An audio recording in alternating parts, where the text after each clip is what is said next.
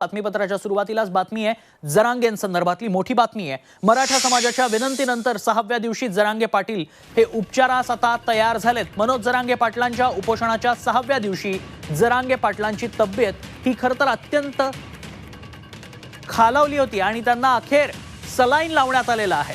Saline लावून घेतलेला आहे त्यांनी।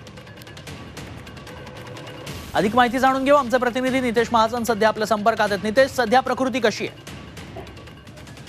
आज सकाळपासून जरांगे पाटील यांची तब्येत अत्यंत खालावली होती। आजचा त्यांचा उपोषणाचा 6वा दिवस आहे। मात्र त्यांनी उपचार घ्यावे अशा प्रकारची मागणी जी आहे ती उपस्थित मराठा आंदोलकांनी केलेली होती। मात्र तरीही ते उपचार घ्यायला तयार नव्हते। आज सकाळपासून 4 वेळा डॉक्टरांचं पथक माघारी फिरलं होतं।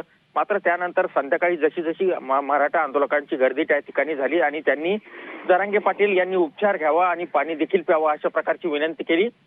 अखेर या विनंतीला मान देत आणि वाढणारा दबाव पाहता जरांगे पाटील यांनी अखेर सलाईन लावलेला आहे आणि अजूनही त्यांच्यावर सलाईन सुरू आहे।